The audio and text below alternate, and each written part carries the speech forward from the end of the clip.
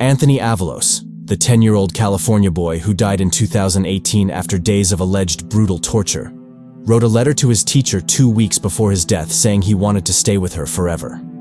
On Wednesday, during the murder trial for Anthony's mother, Heather Barron, and her former boyfriend, Kareem Leyva, the boy's 4th-grade teacher, Harmony Bell, took the witness stand and described her former student, who died on June 21, 2018, after being found unresponsive a day earlier at his family's apartment in Lancaster, Calif. It was later determined that Anthony died from internal bleeding, likely caused from consistently being beaten for many days, weeks, and even years. "I just want to stay with you forever, but I can't," Anthony's handwritten letter, which Bell read aloud during trial. "I just hope you have a good rest of your life, because you already know that I'm going to have a good life." Less than 2 weeks after his tragic death, Barron, now 33, was charged with 1 count of murder and 1 count of torture in connection with Anthony's death. Her live-in boyfriend at the time, Kareem Leyva, now 37, is facing the same charges. While crying during her testimony, Bell said Anthony was everyone's best friend and always happy and a joy to be around. Bell testified that she did not see any signs of child abuse while she was Anthony's teacher. A former classmate and friend of Anthony's, a now 14-year-old girl named Sophia, also took the stand on Wednesday to testify about Anthony, saying the boy was always hungry. If they were passing out snacks in class, he'd ask for extras, she testified. "One thing I did notice was that he saved enough for not only him, but also for his siblings too." Anthony lived with his 6 younger siblings, as well as Barron and Leyva. Prosecutors also played 2 phone calls. The Department of Children and Family Services received reporting suspected child abuse against Anthony and his siblings, one in September 2015 and one in April 2016. Neither call resulted in any action against Barron or Leyva.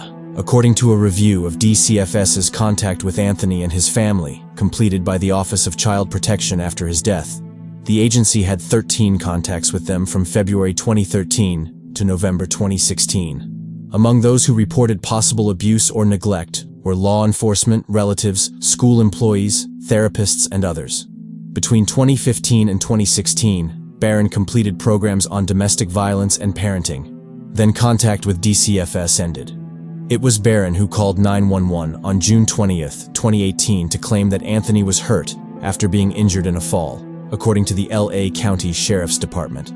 But prosecutors say all of his injuries came from weeks and years of abuse at the hands of Barron and Leyva. Authorities believe that over the final 5 or 6 days of his life, Anthony suffered extremely disturbing abuse, including having hot sauce poured on his face and mouth, being made to kneel on rice for long periods of time, being whipped with a belt on his body, legs, buttocks, and the bottom of his feet, and being repeatedly held upside down and dropped on his head.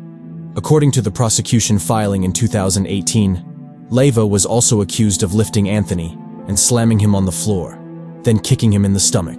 According to prosecutors, Leyva also allegedly made the children fight each other. It was also reported that Anthony and his siblings were often withheld food and would eat out of the trash can because they were so hungry. The prosecution also said there was evidence the children were allegedly hit with power cords and vacuum tubes, as well as by Leyva's fists. Anthony's uncle David Barron, who was Barron's brother, said that over the years, he called child welfare workers at least 5 times and had confronted his sister about the alleged abuse of Anthony and 3 of his oldest siblings. David also said that Barron did not allow Anthony's father to see Anthony. He would always try to be there for him, buy him clothes and stuff, but Heather would just throw them at him and tell him to stay away, David said. Eventually, Barron no longer allowed David or his wife to see the children. "After we called Children's Services, she was afraid if she lost her kids, she wouldn't be able to get her welfare money anymore, so she thought we were messing with her livelihood," he said. Anthony told us that if he said hi to us, he would get spanked beside his head. She told him that we're not his family, our kids aren't his cousins, and to ignore us. David hadn't seen Anthony, who he described as a great kid, for 3 years before his death. "Everybody fell in love with him instantly," David said. Barron and Leyva's trial is expected to last 3 more weeks.